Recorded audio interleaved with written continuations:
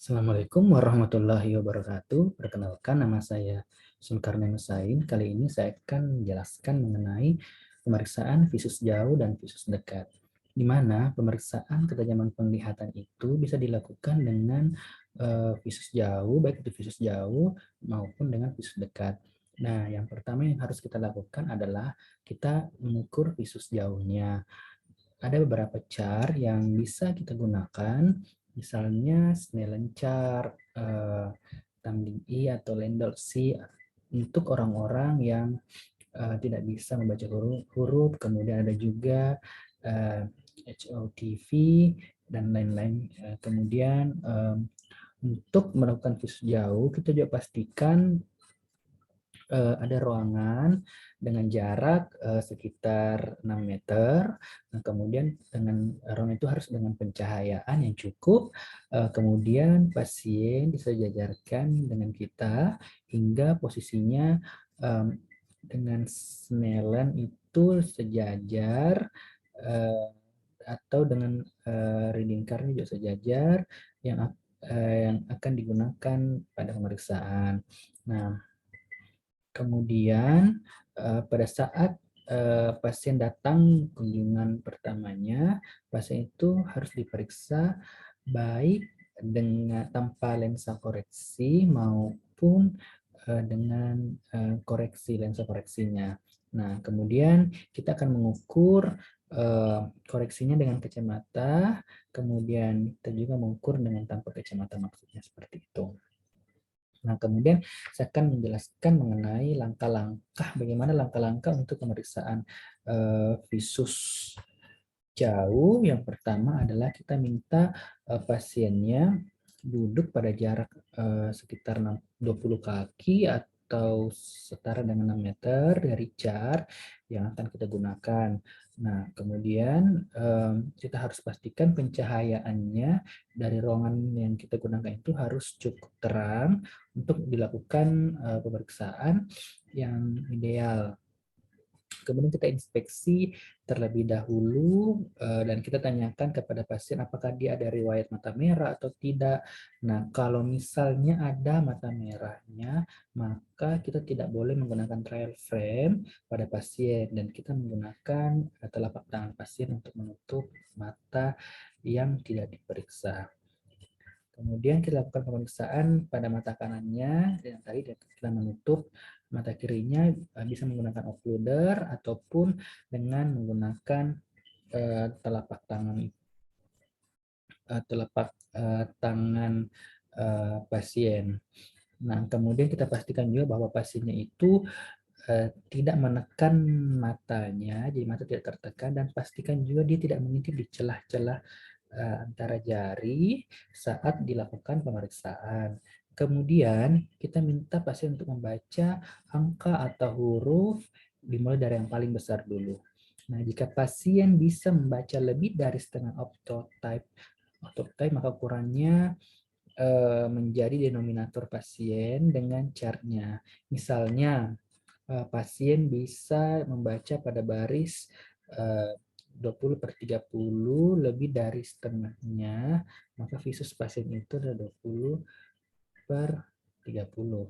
Nah, jika pasien tidak bisa membaca dua huruf pada baris itu, maka kita tuliskan, maksud saya 20/40. Jika pasien tidak bisa membaca dua huruf pada baris itu, maka kita tuliskan 20/40, pada pangkatnya kita tulis 20/40 minus 2. Nah, apabila pasien bisa membaca pada baris 20/30 sebanyak 2 octotype, maka visusnya 20/30 pangkat plus 2.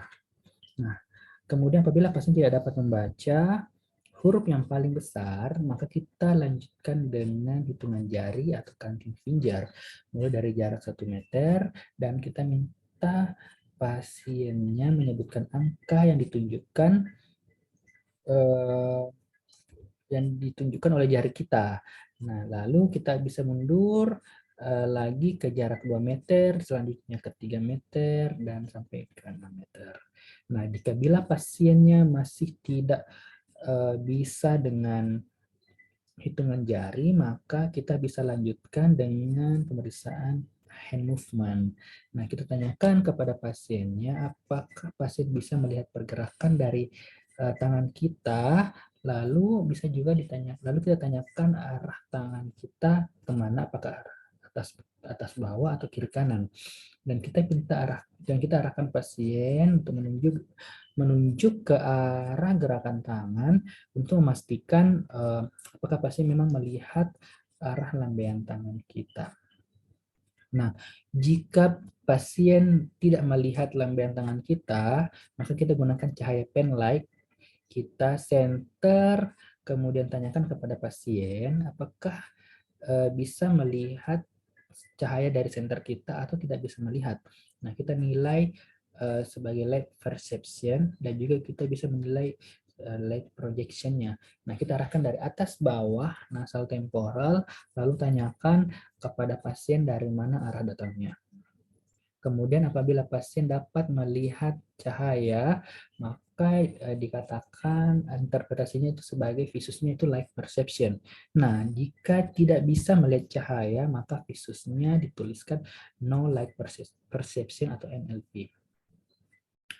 Kemudian bila setelah memeriksa pasien visusnya kurang dari 20/20, maka kita lanjutkan dengan pemeriksaan pinhole.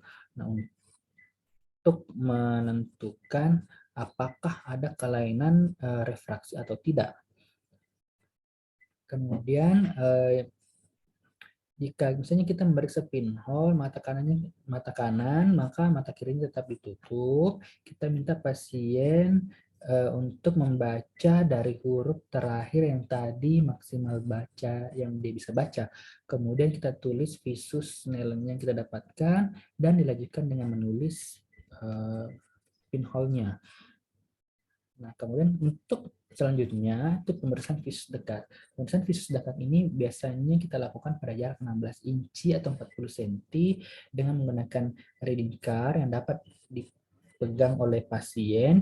Nah, biasanya yang digunakan itu adalah American Standard ataupun Jaeger card.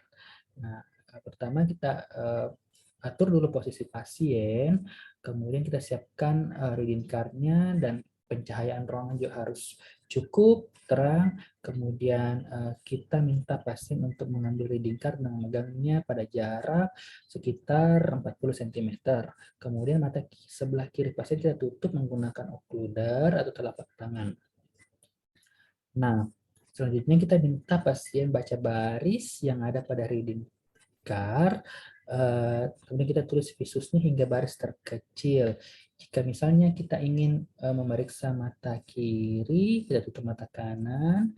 Nah, kemudian kita minta pasien membaca American Standard dengan kedua matanya dan kita nilai berapa hasil dari baca pasien tersebut.